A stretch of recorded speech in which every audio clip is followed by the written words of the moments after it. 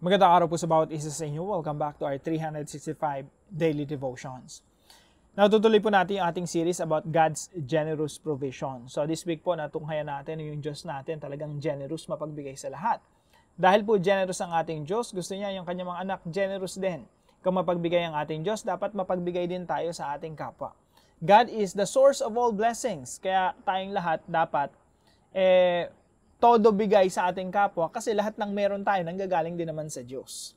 So pinag-aralan po natin yung God's generous provision. Number 1, God provides for the righteous. God will never leave us alone. God gives us all things in Christ. God is generous to those who seek Him. God provides everything for the sheep. God blesses us abundantly for good works. And pang-pito po, ito na po yung last na devotion natin for this series. God fills those who honor Him.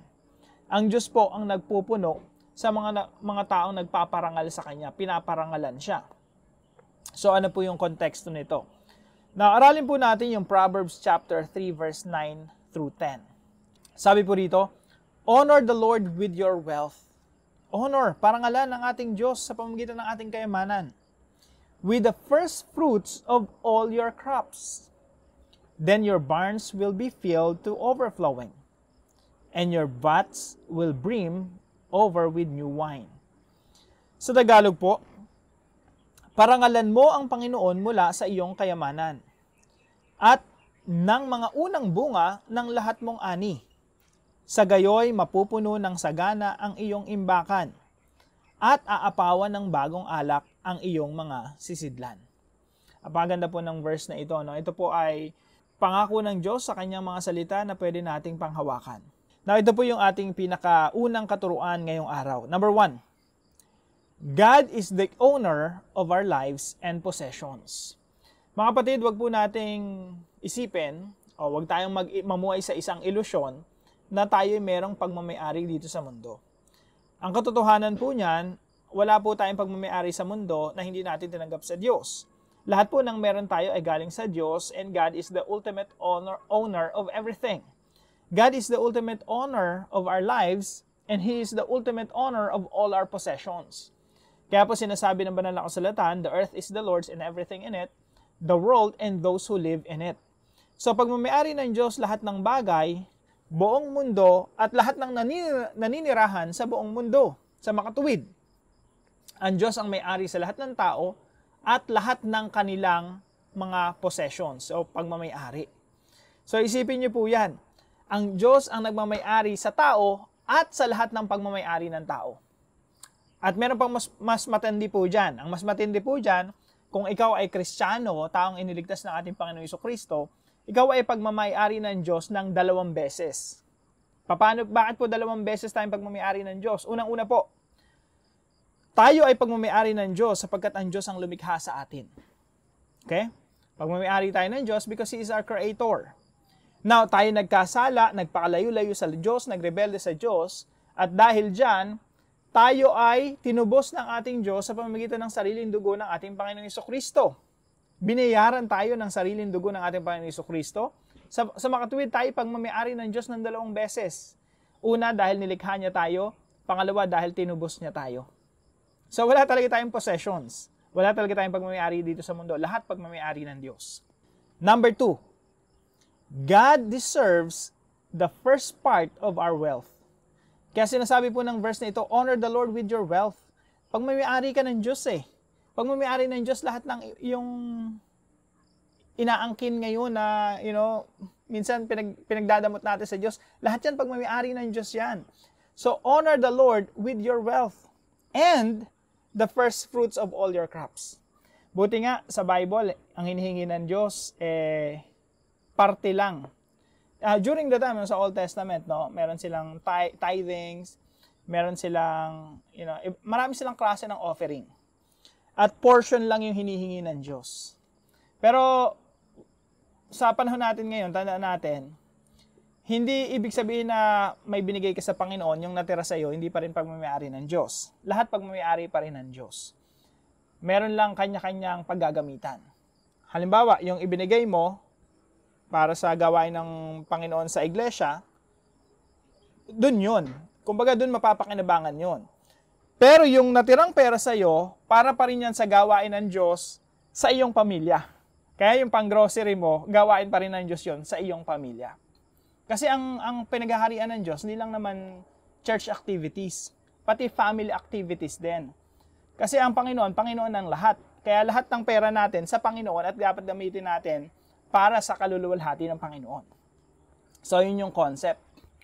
So, lahat ng meron tayo, ino-offer natin sa Panginoon yon. We honor the Lord with our wealth.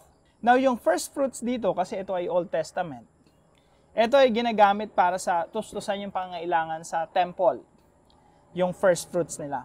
Now, sa panahon natin ngayon, pwede nating i-apply yan sa pamamagitan ng pagbibigay sa mga gawain sa iglesia na makakatulong sa mga manggagawa sa gawain sa church.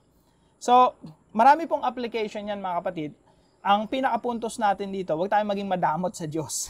Lahat po galing sa Diyos, kaya magbigay tayo. Ibigay natin ang, minsan kakausapin tayo ng Panginoon sasabihin ng Diyos, ay gamitin mo yung pera mo para makatulong sa, mga nakakatulong sa mga gawain sa iglesia, then do it wholeheartedly, mula sa puso. Huwag natin pagdamutan ng Diyos, ang Diyos ang nagmamayari ng lahat. And God deserves the first part of our wealth. Now, kaya ko sinabi rito na first part, kasi usually ito po yung ginagamit sa mga gawain sa church. Na wag po tayong ma-confuse na yung the rest of the part of our wealth ay hindi na sa Panginoon kasi lahat sa Panginoon pa rin.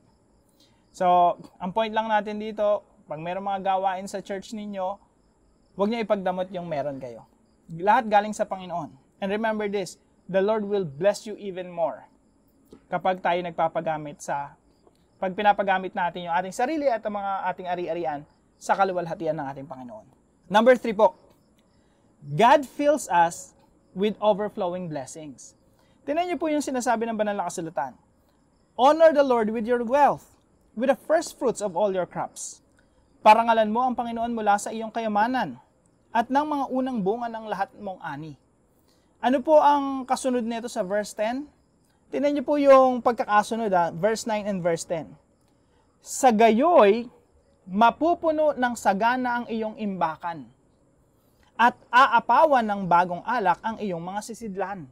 Ibig sabihin, pag nagbibigay ka, hindi ka nawawalan, nadadagdagan ka. That is the principle of God. Ito yung economic principle ng Diyos. When you give, you don't lose. You gain more. Napakaganda po, no? Subukan natin yan. Isabuhay natin yan. At makikita natin kung paano tayo pagpapalain ng Panginoon. Wala pa akong naitang generous na tao, taong mapagbigay at matulungin, na naghihirap at naghihikao sa buhay. Kagaya po ng obserbasyon ni Haring David, sabi niya, simula ng pagkabata ako hanggang pagtanda ko, wala akong nakitang taong mabuti na pinabayaan ng Diyos at yung kanyang anak ay nanlilimos ng tinapay. Ako rin po, ganun din ang experience ko. Wala pa akong nakitang generous na tao na pinabayaan ng Diyos. Ang nakikita ko po madalas, God is generous to generous people. Ang Diyos ay mapagbigay sa taong mapagbigay.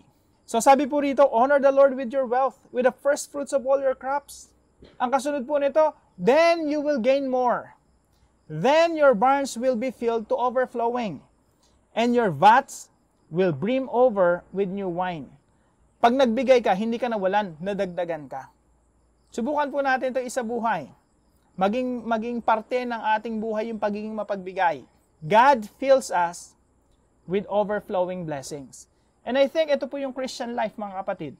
Yung nag-overflow, yung pagpapala sa atin ng Diyos. Unang-una, yung pinagpala tayo ng Diyos na meron tayong Kristo. Yung Kristo na meron tayo, nag-overflow sa atin. Yung pag-ibig ng Diyos, nag-overflow sa atin. Ganon din po yung mga material blessings. Hindi natin sinasakim, kundi nag-overflow sa atin at pati mga tao sa paligid natin napapagpala. So, God fills us with overflowing blessings. Na paano po natin ito i-apply sa ating mga buhay? Number 1, honor the Lord with your wealth. Ang tanong po mga kapatid, sa ating mga kayamanan, sa ating mga property, sa mga bagay na pinagkatawala sa atin ng Panginoon, is God being honored? Napaparangalan ba ang ating Diyos? Yung mga tao sa ating paligid, nagpupuri ba at nagpapasalamat sa ating Diyos because the Lord has blessed us? At yung pagpapala ba ng Diyos na tinanggap natin, naambunan yung mga tao sa paligid natin? We have to ask ourselves, are we honoring God with our wealth? Number 2 po, empty ourselves of love of possessions. Alam niyo po, lagi kong sinasabi, no, hindi naman masama yung possessions. Hindi naman masamang umunlad ka, maging milyonaryo, bilyonaryo ka. Ang masama, yung minahal mo yung kayamanan. Ang masama, yung love of money. Sabi ko sa Bible, the love of money is the root of all evils. Lahat ng kasamaan nagmumula sa pagmamahal sa kayamanan. Kaya po, hindi natin kailangang i-empty yung ating sarili ng kayamanan. Ang kailangan natin, i-empty natin yung ating puso ng pagmamahal sa kayamanan. Alam niyo po, pag empty tayo, mas lalo tayo nagiging good stewards. Pag tinignan tayo ng Diyos, isa tayong container na walang laman, na dapat lagyan ng Diyos, na gusto ng Diyos na lagyan, kasi alam ng Diyos, tayo mapapagkatiwalaan. Alam ng Diyos na hindi natin mamahalin at i-prioritize yung kayamanan. Alam ng Diyos na pag pinagpala tayo, hindi tayo mapapasama. Kasi po madalas, kaya po yung Diyos, hindi tayo pinagpapala ng pagpapalang material. Kasi po, yung mga material na tatanggapin natin sa Diyos, alam ng Diyos na hindi natin kayang i-manage at mapapalayo lang tayo sa Kanya. So when we empty ourselves of love of possessions, that's the time we will become a good vessel, a container of God's blessings, na mako-contain na talaga natin yung pagpapala ng Diyos. So empty ourselves of love of possessions. And number 3 po, let God fill us according to His generosity. Hayaan natin ng Diyos na magpuno sa atin. Again, we empty ourselves, bakanting-bakante, talagang walang laman, hinaharap mo sa Panginoon, Lord, hindi ko minamahal yung kayamanan, hindi ko minamahal yung pera, here I am, empty. No, hayaan natin ng Lord ang magpuno sa atin. Now, ang pinag-uusapan po kasi dito ay material blessing dito sa Proverbs chapter 3 verse 9 through 10. Kung tutuusin nga mga kapatid, kahit wala nang material blessing sapat na si Kristo. Sapat na yung meron tayong eternal life. Sapat na yung pinagpala tayo ng Diyos na buhay na walang hanggan. Sapat na yung pinatawad tayo ng Diyos. Sapat na yung pinawalang sala tayo ng Diyos sa lahat ng ating mga kasalanan. Kung isipin natin mga kapatid, sapat na po yun Pero, salamat sa Panginoon kasi may bonus pa. At dito po sa Proverbs chapter 3 verse 9 through 10, ito po ay bonus. Kumbaga, meron pang material blessings, no? Na pwede namang wala, pero generous ang Diyos Pwede mong ma-experience yung blessings ng Diyos spiritually and materially. Now, when we empty ourselves, basically, hinahayaan natin na yung Diyos, sinasabi mo, Lord, here I am, empty, please fill me. Hayaan mong ang Diyos ang magpuno sa iyo according to His generosity. Yung Diyos po, hindi po kuripot. Pinagpala ka na ng pagpapalang spiritual, di ba? Meron pang pagpapalang material. Meron pang pagpapalang kalusugan. Meron pang pagpapalang relational. Binigyan ka pa ng asawa, binigyan ka pa ng mga anak. Binigyan ka pa ng mga kapatid. Di ba? God is generous. So, salamat sa Panginoon kasi generous ang Panginoon. Ang tanong, tayo ba handa at kaya nating tanggapin yung generosity ng Diyos? Madalas po, hindi. Madalas hindi tayo mapagkatiwalaan. That's why we have to empty ourselves of love of possession, of the love of money. Kung hindi tayo nagmamahal sa pera, hindi tayo nagmamahal sa kayamanan, mas magiging mabuting katiwala tayo ng Diyos. Again, let God fill us according to His generosity. Now, para po sa ating discussion, how can you practically honor the Lord with your wealth? So, pag-usapan po natin ito sa ating mga discussion groups. At kausapin po natin si Lord right now. Mula sa ating puso, ipagpasalamat natin sa Panginoon yung devotions natin throughout this week.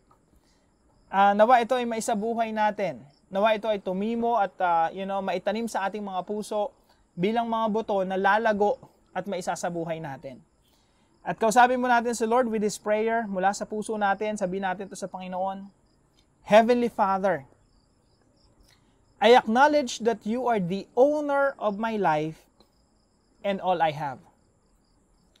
Teach me to honor you with my wealth and give you the first and best of what you have entrusted to me. Help me release any love for possessions that takes my heart away from you. Empty me of selfish desires and fill me with a spirit of generosity and trust in your provision. I thank you for the overflowing blessings you promise to those who obey you. May my giving always reflect my love for you and my desire to glorify your name. In Jesus' name I pray. Amen and amen. Maraming salamat po sa partner natin para sa devotion natin na ito, si Sister Maylen. Maraming salamat po sa inyo. Patuloy po kayong pagpalain ng ating Panginoon. At kung kayo po may natutunan sa devotion natin na ito, ipalam niyo lang po sa comment section right below this video. And please share this devotion to your family and friends. God bless you po. See you po tomorrow 5 a.m. dito sa ating daily devotion.